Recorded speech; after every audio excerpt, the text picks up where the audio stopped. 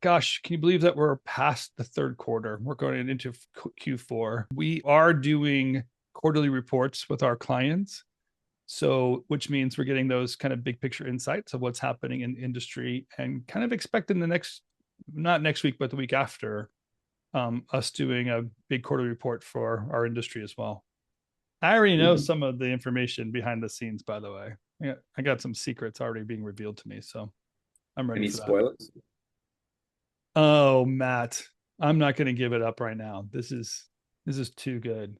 Okay. I'm holding on to it. But and by the way, today's about you're kicking off Rekindle. We It's got true. It's our true. This is like that's a big thing happening too, right? It is a big thing. We've been working on it for a few months now and coming up with I guess, the sort of sales program I wish I had. Because Yeah, I want people to hear why you're calling it Rekindle, because I know there's like a little bit of heart to what your intention is of rekindling from the creative energy point of view. yeah, well, I mean, I guess a lot of the people I talk to and who I've helped in Rekindle and in RevThink, and I guess also in my own personal life, you start a business because you're good at something, you end up employing other people to help you, and then before you know it, you've accidentally become an entrepreneur and you're so busy doing other stuff for other people that you feel like you've strayed away from why you started that business in the first place. And that's generally when I start working with people because they've lost that spark that got them into it in the first place. And so that was really the inspiration for me. And that's always tied up around some sort of sales or marketing or, which positioning is involved in challenge. And that's where people they need to sell something desperately usually. They're trying to do sales and marketing together for the first time ever. And so they come up with a statement that is perhaps untrue and they find it very difficult to push. So a lot of Rekindle is about helping people find something that's authentic for them to actually tell people, learn how to tell it to people, and actually develop the tools and the ability to have conversations with their clients and with their staff. Because I think a lot of it is also internal selling. Like people forget to tell the people they work with what we do. Yeah. Yeah. Finding those words. What I like about strong positioning, especially if you have a practice, is when someone asks you what you do and you've discerned it, it's easy to explain. If you're looking for the words, especially some of the stuff we're doing, it's not very easy to find the words. But where it goes off course is when it's explaining something that you don't do. And we're going to talk about that today. That's how we kind of got to these like I think it's the five sins really of sales, like where people are going kind of going wrong with it. But the sense of like what authentic means and where authentic comes from um, is this thought process of like getting down to that why and be able to express that well. So you've been calling it the secret sauce. Yep. To know what your secret sauce is and get there. All right. Well, that's that was just a warm up back. Let's actually kind of dive into the conversation because I struggle so often with my clients who have never done sales before officially or want to hire their first salesperson. And the first thing that comes to mind is this pushy salesperson, this used car salesman personality. And they just imagine, you know, almost like forcing the company's services onto a reluctant buyer is how a Yeah. lot of people think of sales. So you and I wanted to talk about that, and we couldn't find out any better way of saying it than like that's a really bad thing. And so pushy sales is a sales fail, and we wanted to kind of bring that up. Are you going to share? You can share your screen. Yeah, I've just done something amazing where I've kind of locked myself out of my own screen. So if you just hold with me for a sec. I don't know how I did this. We have Really. technical difficulty. But yeah, so a lot of us kind of like think of sales in the from the wrong perspective. We're we honestly are trying to imagine that it's some other sense of effort that could get us there, or we can avoid, doing sales at all by just putting the creative energy on the screen, the right pixels, the right animation. If they love our work, they'll find us. But I can see the faces that are on this call.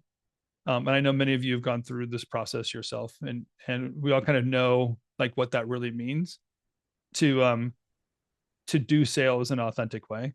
But there's some struggle, and specifically what's happening in today's economy, there's a new sense of indecision. So we're going to challenge some of the sales process a little bit. How we doing, Matt?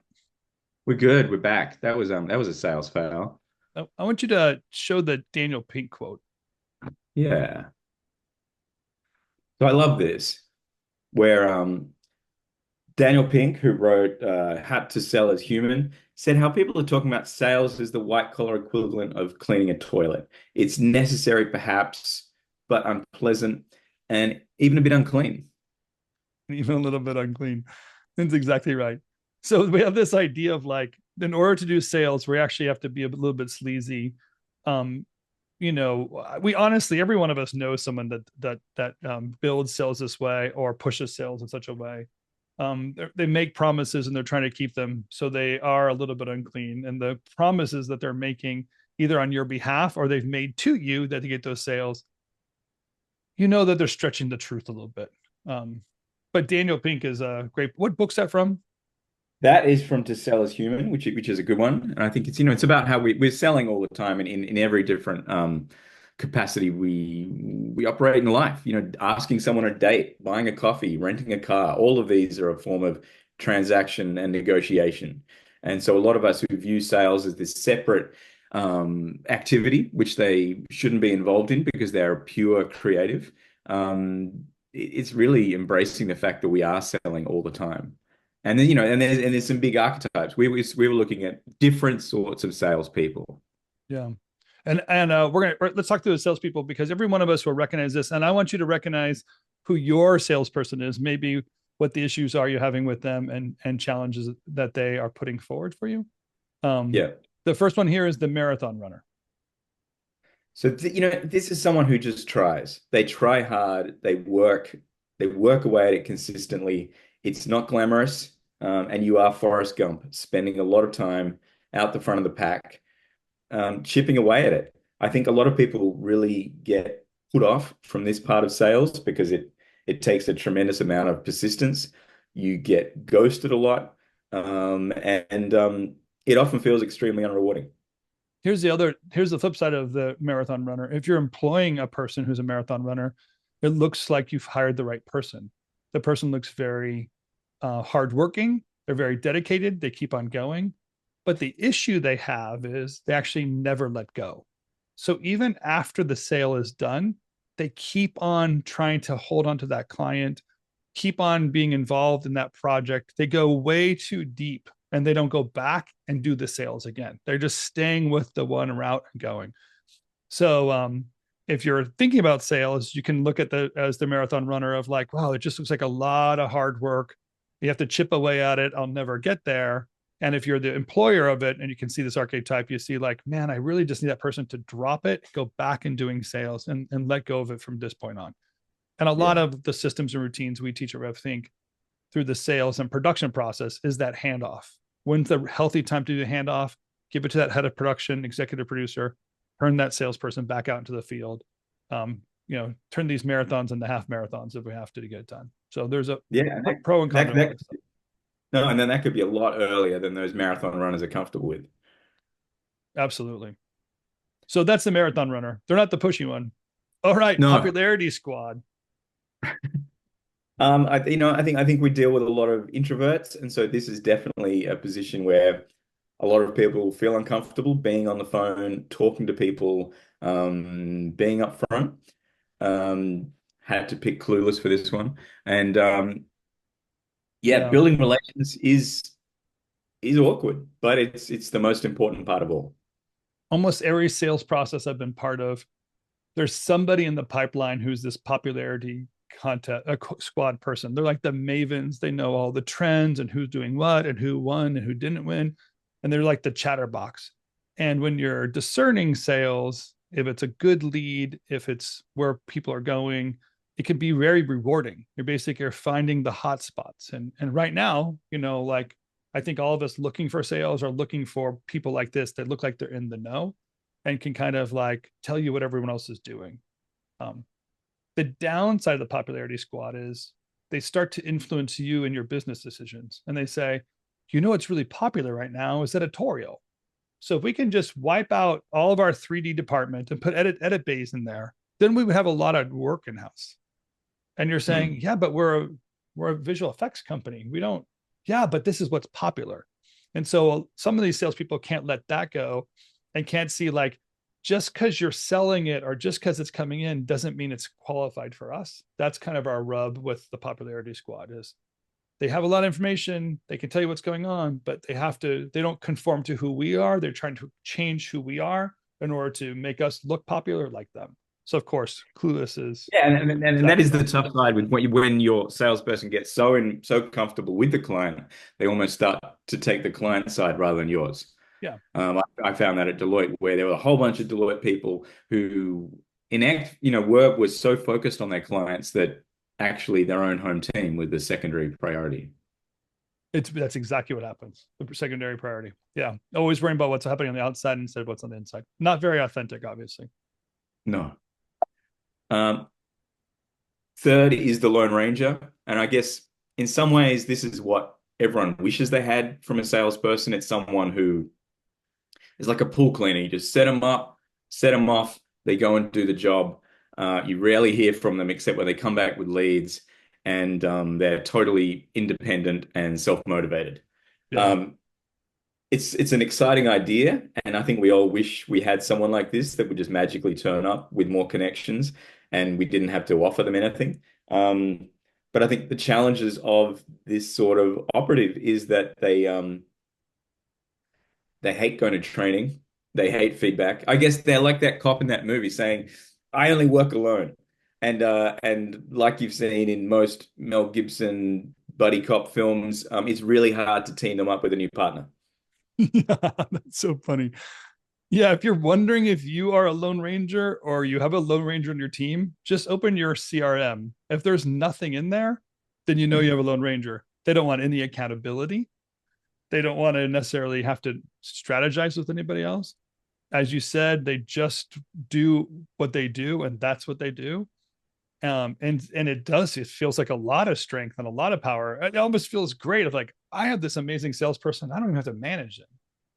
But Yeah. that truly some of the downside is that one of the assets you own as a business is your connections, your sales pipeline, the projects are coming in. It's how you retain clients. You have some retained knowledge. You can predict other things business wise, financially, project wise, resources, really important things that come from that. And this Lone Ranger could be hurting your long term pipeline. You can't really plan. You don't know what's coming about. They're not going to give you their annual reports or projections. You kind of just wait and see and hope they get it. And quite honestly, sometimes the Lone Ranger goes off the rails and we can't find out where it's going wrong. They're not giving us any information. There's no discernment and we find out too late. So companies that have the Lone Ranger can thrive for a while, but then they hit one hiccup and it all kind of goes crazy because there's no other crossover with the Lone Ranger and anybody else. So the way to manage this is just build again those systems and routines with them. They can conform, especially I find it's like this is the mouse and cheese scenario of like you reward them for showing up, give them praise and understanding, let them exercise their strength, but build them into a team. That's really important. But if you're also a Lone Ranger, this could be a bad match for you and your salesperson. Yeah. I had a Lone Ranger who was they were an ex-commando, so they were like a physically threatening person, and they did go off the rails. And when I had to fire them, I had to find the other most physically intimidating person in my company, who was my bookkeeper, which was funny because my bookkeeper was this big surfer, so I had to arrange for them to come in and like just sit with me at the table, saying we can have a really awkward conversation, and I just need you here, and you're the only person in this office that physically could help me through this. I feel like you're the Crocodile Dundee of consulting here. You always have like a really good story that surprises me that comes out of nowhere. The bookkeeper that has to fire the Lone Ranger sales person is like, that's awesome. That's great. That is like there's a I can reality just to hear it. Matt saying, "That's not a knife," as he pulls out his bookkeeper. And yeah, anyway. Exactly right. I did That's have so funny. I had the a lawyer on speed dial, and I also had a locksmith ready to come and change all the locks as soon as they were gone. It was a swoop operation. But That's yeah, awesome. shouldn't let it get to that point. It was a bad situation. That's great. Um, and next, I guess, is someone we all aspire to be is the person who has the answer for everything. Yeah, the bag full of tricks, right? Yeah, So again, all these are pros and cons. Who doesn't want to have the salesperson that has the bag full of tricks? In other words, they in any room that they get into, they're friendly, they understand, they can dive into it, they can break down a project. This is the person when you're heading towards the C-suite, you're like, grab MacGyver, bring him with us because I'm not really sure what we're going to get into, but that person will always come up with a solution to there. So this is a very knowledgeable person, very resourceful person. And again, this is a person that could possibly commit you to something that you don't do because they feel very confident. They're very eager to get involved in something and they could do it, right? This isn't just the who's the other one? The popularity contest where like we're just like telling you what's going on and you should do it. The bag full of tricks person can actually do it, but it doesn't necessarily mean it's authentic to who you are and the work that you're doing. You're relying yeah. on someone else's strength and capability there. I'm glad you found a fault with MacGyver because it's pretty hard to find a fault with MacGyver. MacGyver's a person I want to take on vacation with me, but I don't actually want to sit around and talk to him. I just want to like make sure I'm safe or whatever. That's like a big safety net.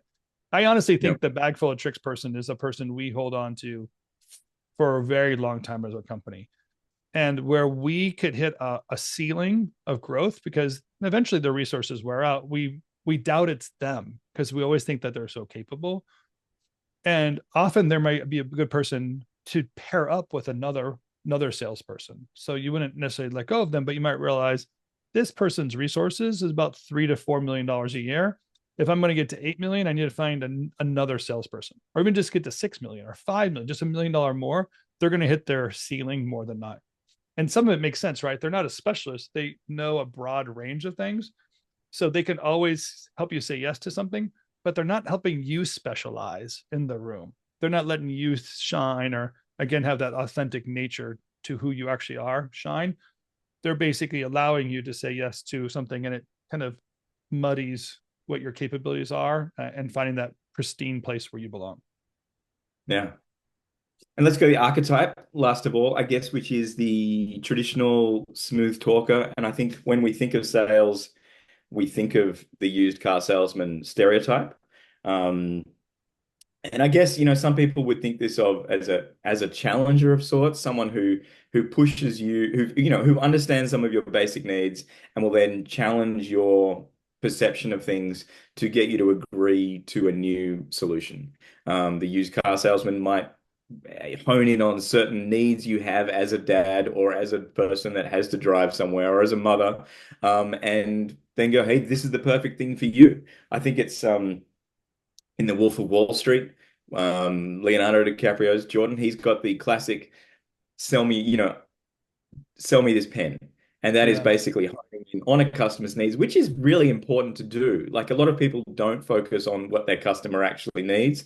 They don't understand it. They're focused on what they do. I think in consulting, certainly there's the classic, I'm a hammer looking for a nail. And people have, I have the solution. I'm going to find people that need this solution. So the flip side of it is that some people aren't focused on their customers at all.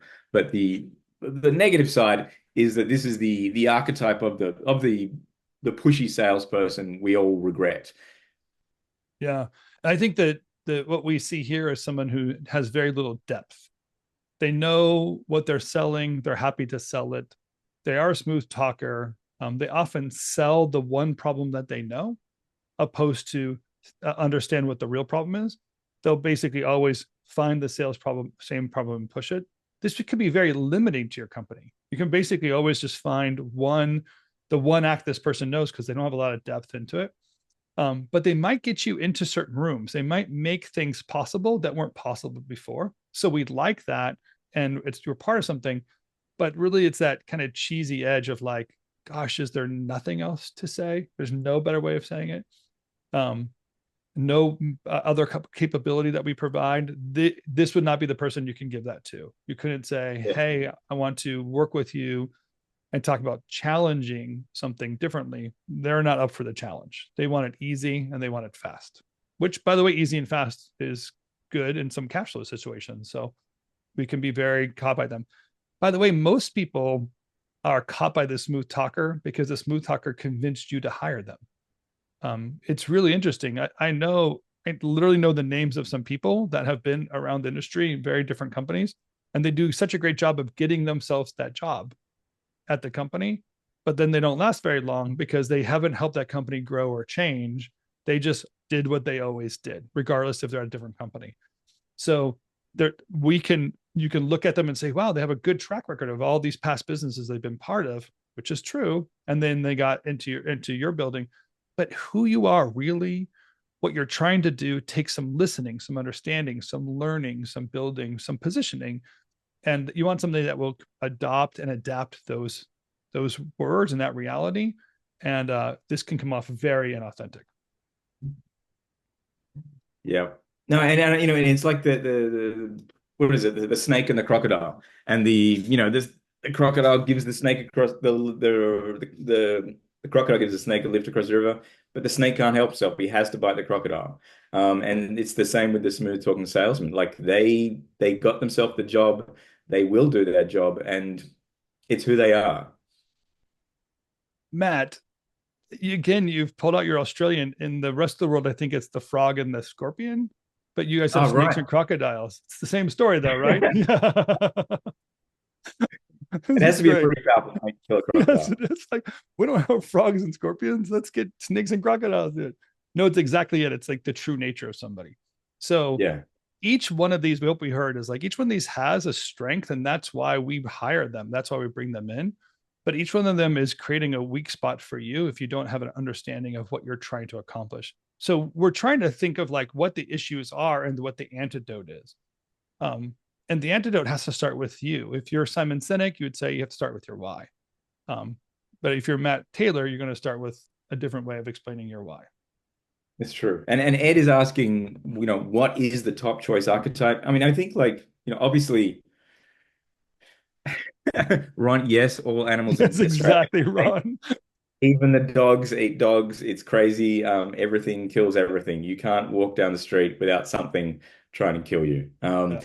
I think, in terms of like, what is the top choice archetype? It is, no, that is common. Basically, everyone in the world is that way. It's really hard to persuade people to come here. Like who is the top choice you want to work with? It's probably an Alicia Silverstone. I mean, it's someone who builds relationships, but it's finding the right way to do that.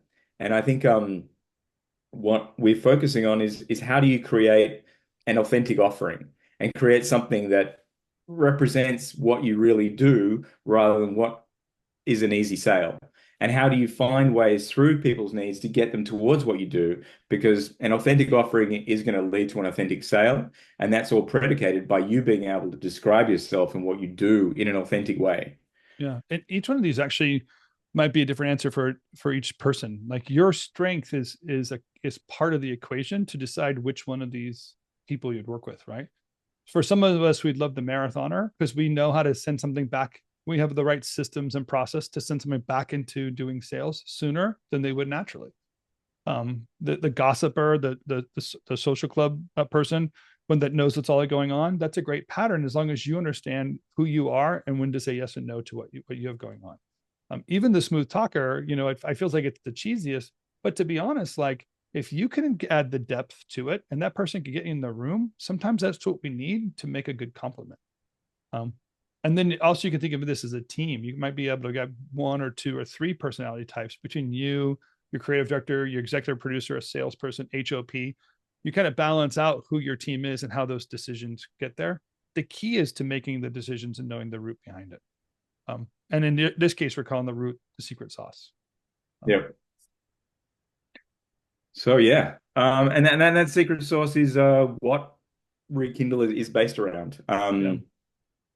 I ran a workshop at Camp Mograph in June in Australia, where we literally I had hot sauce and I gave everyone a bottle of hot sauce for them to label and to own, because I think I got them to talk about not just themselves, but the work that they love and the work that they're influenced by. I find when people approach this positioning problem, I mean, and how to define yourself and to define what you want to do, too often we're trying to define ourselves around what we need people to do, or Yeah. what we think people want to buy. Yeah.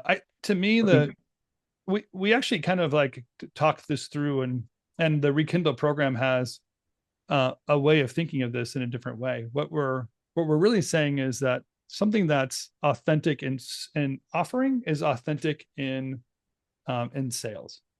A lot of us, we don't really have the sense of what we do for a living, and that's why we might struggle with like a positioning statement or what our marketing is. Even given a chance to present ourselves in such a strong way that we know exactly what our offering is and we can say it clearly, is what the exercise of positioning is. But where we see positioning going off the rails is where people make really great paragraphs about themselves that are meaningless or don't help the salesperson at all. I kind of wrote in the comment this morning to your post, Matt, that I was on a call this morning with a client. It was 6:30 in the morning, so I woke up early for this one, and her feedback is that all that she's been given to work with from marketing language doesn't really explain the service they provide to their client. So when a client gets on a phone with them, she's actually trying to find the words to express that they are a post house that does X, Y, and Z on certain kind of projects. And the positioning statement says other amazing things about being agile and being dynamic and being creative, but it doesn't really get to the point there.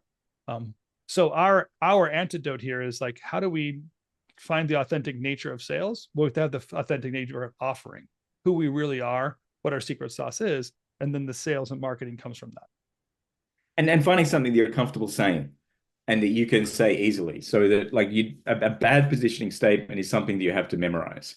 And even practice saying it to your mum, saying it to your wife, and going, if you rattle off this phrase to them, these magic words, do they look at you funny? Do they believe it? Do they understand what you do? And do you believe it when you say it? Because you're the one that's going to have to say it. So I think Yeah. it's terrible when people have crafted this little thing and then maybe stick it on their website, but they never use it in conversation, and they don't know how to use it in conversation, let And that's where alone get well.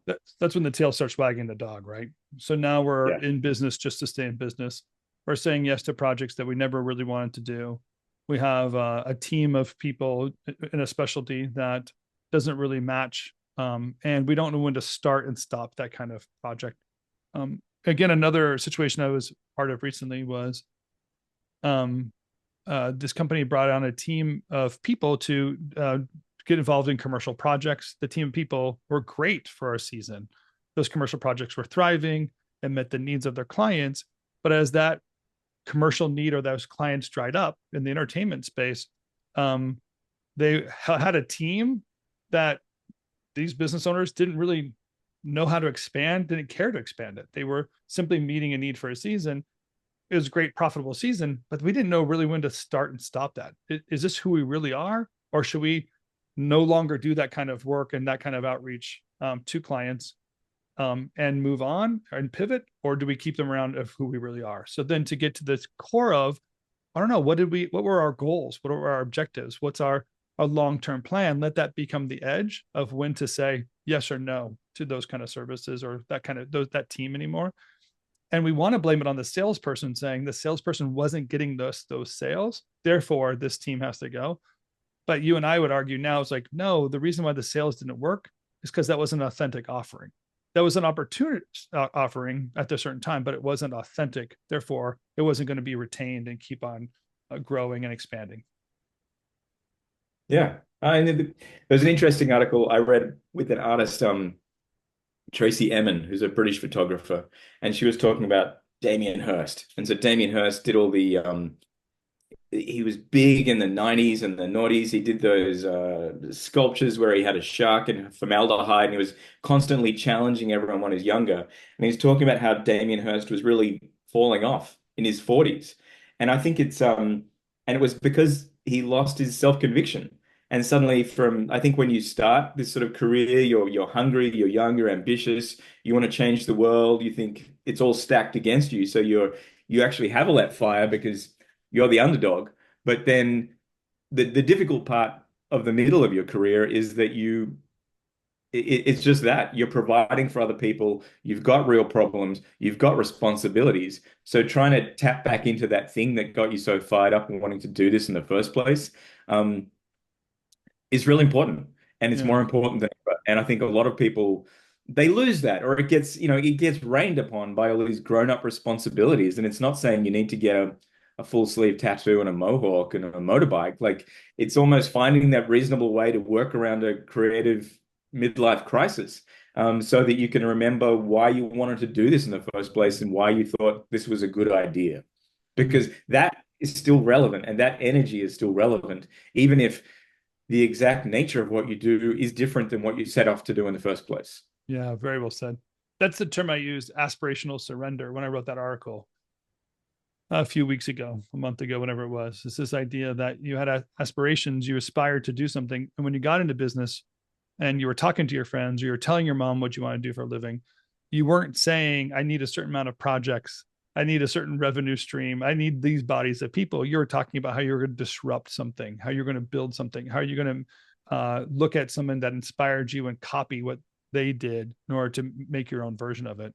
But over time, we adopt into new problems like revenue and body count and cash flow. And it's a reality to jobs, but our aspirations, our desires start to change. So aspirational surrender is this idea of like just like letting go of those things that once inspired us. And again, rekindle is the thought to go beyond that. Yeah, Ron, you can still get a tattoo if you need to, but don't get it because like you feel you want to or you have to. There's no pressure. Well, Matt, thanks for sharing that. By the way, any other questions? Any other thoughts? I'd be curious if anyone has any. I'm going to just unshare our screen or take our spotlight off. Hear anybody else's issues, questions, experiences with their salesperson as well. Who has a salesperson? Right. And how you guys get along? I'm trying to remember all the archetypes that you had there. Like I have three. I have one that's I guess kind of like the lone wolf one. Like used to pull in a ton in like tech-based startups, that kind of thing in San Francisco. Still does a lot of brand stuff, but like not near the level. I think part of that's just the industry time. Um, I have one in New York, and then I have an internal person. Yeah. So that's why I want the replay because I want to like assign to them and then like cross-mogenate like how to work them together. Yeah. That would the other is that do they play well together? They do. To me, it's always been a thing of like whatever we're gonna do, like the clients we go after are big enough where it's like it's not someone's client. Like Disney can't be someone's client, right? Yeah. Like it's like this person at Disney could be your client. This other person market there can be yours, and we're all fine. So I've kind of feel like I fostered a lot of like somewhat competition, but also somewhat like just help of like people will help each other out with a lead because they'll get it back later on to them. Yeah, I mean, Yeah. it really takes a full court press sometimes where you need to come at it from a few different angles rather than just have one person chipping away at it slowly.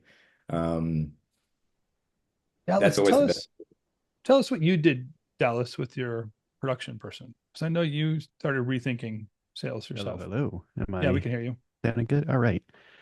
So a few things that I've done. I read this book, Buy Back Your Time by Dan Martell, that like changed everything in the way that I thought about my business. So one of the things I did last year was I commissioned my project manager, my producer. So not based off of sales, but based off of the size of the book that she holds. So basically up to a certain point, it's her base. From this point to this next point, it's like 2.5% the overall management. Beyond that, it's 5% to a certain scale. Beyond that, it's, accelerators in there.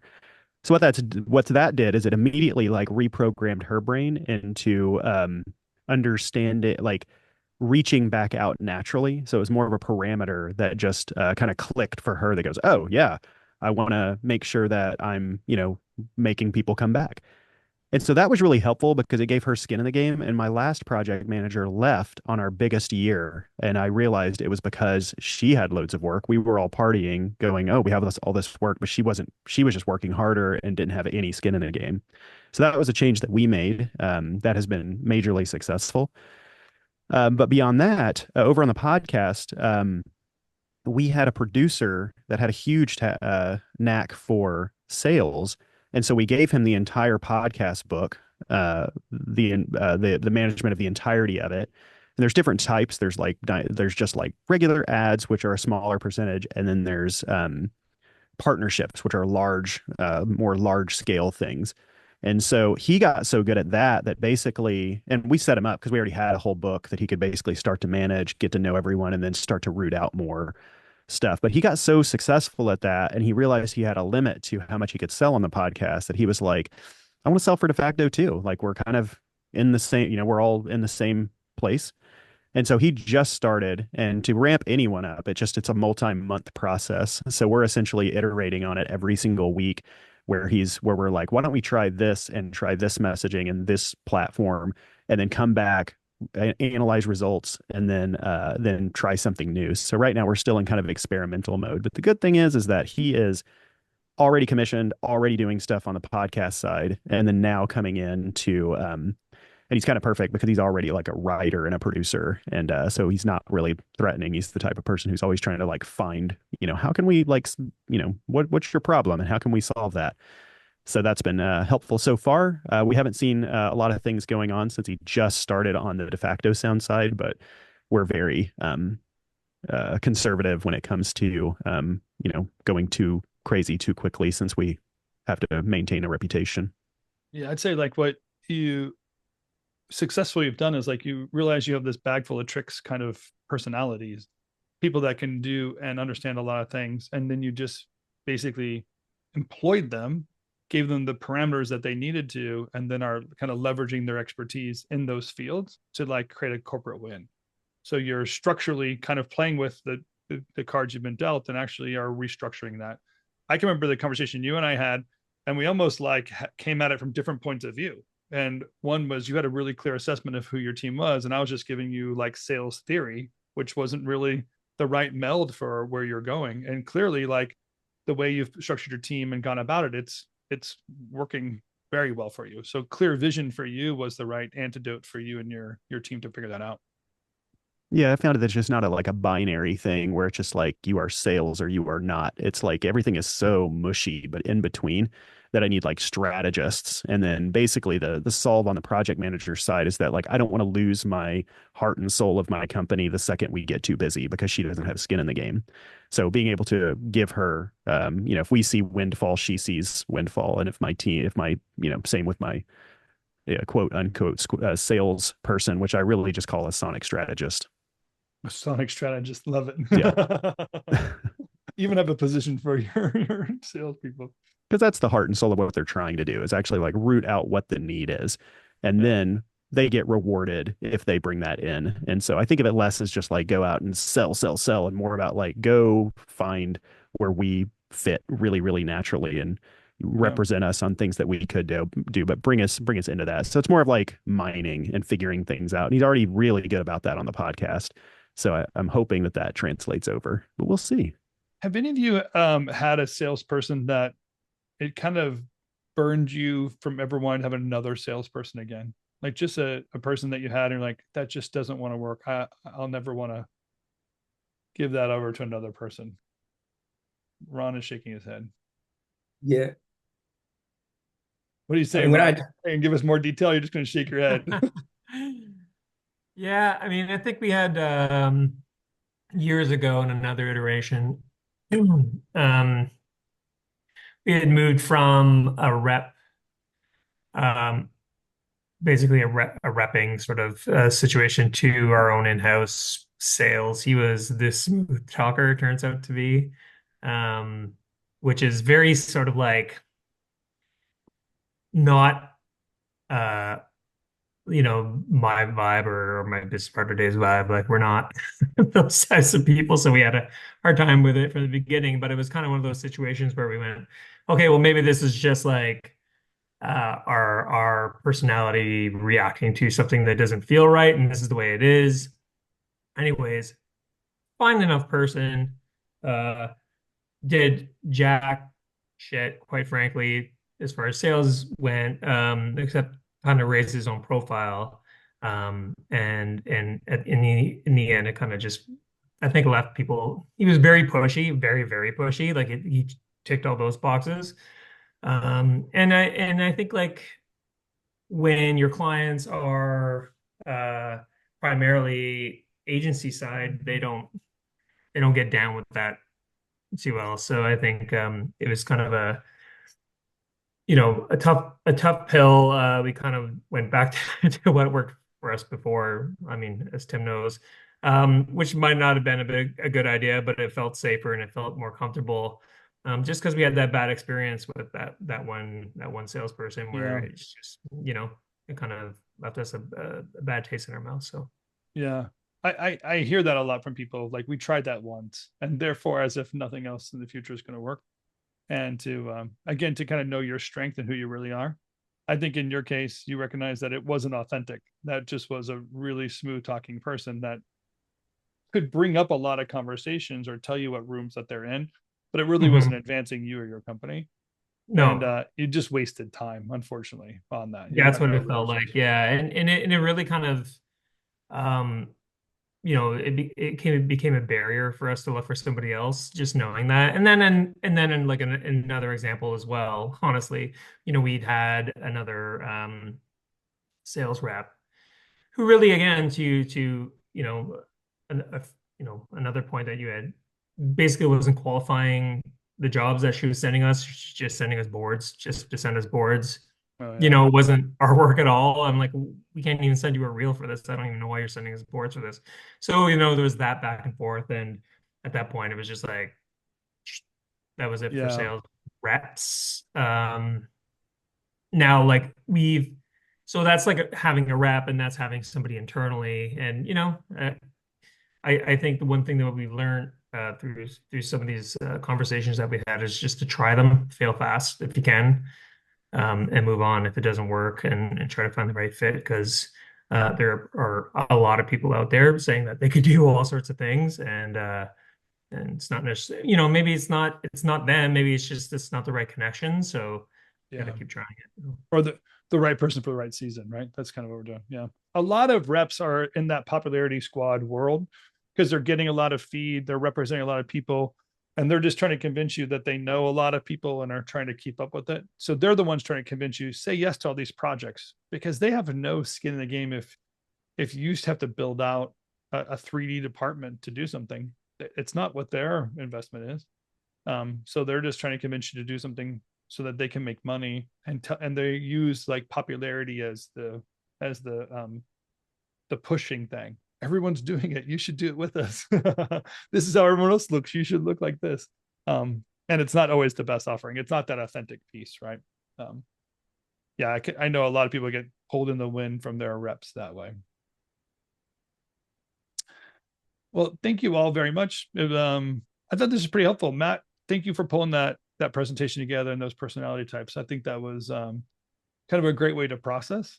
And I know you have been thinking this through day and night for the last few weeks of what are the issues and what are the solutions. So I'm looking forward to rekindle. We're going to do a webinar, aren't we?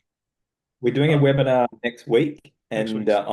on Thursday, and then we've also got a guest speaker for Weekly Briefing next week with PJ from Laundry is going to come on, and he came to Australia down to Camp Mograph and talk about the finding secret sources and what he found by the lake in Australia with no dangerous animals around.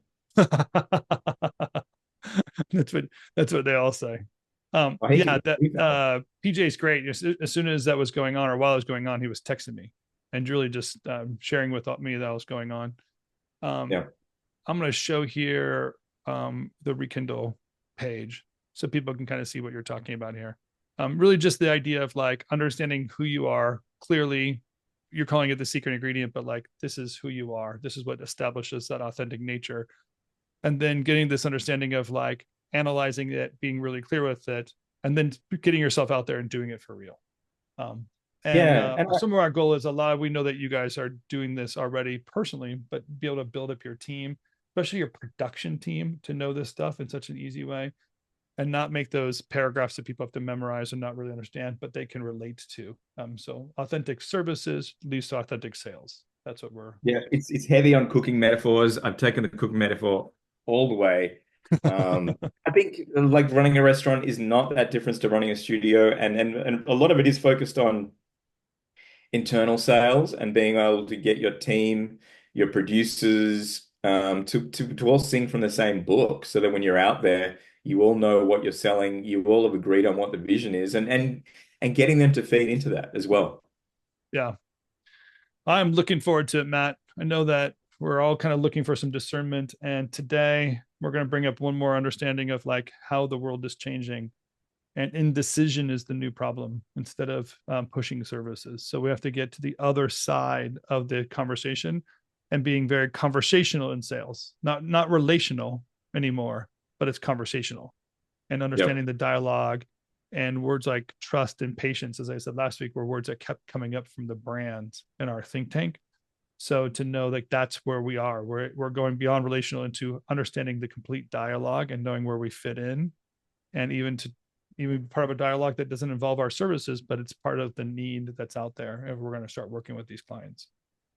I appreciate you, Matt. Thanks for doing this. And I appreciate you all for being part of this thing. Thank you all for coming. Have a great afternoon. We'll see you next week. Bye, everyone.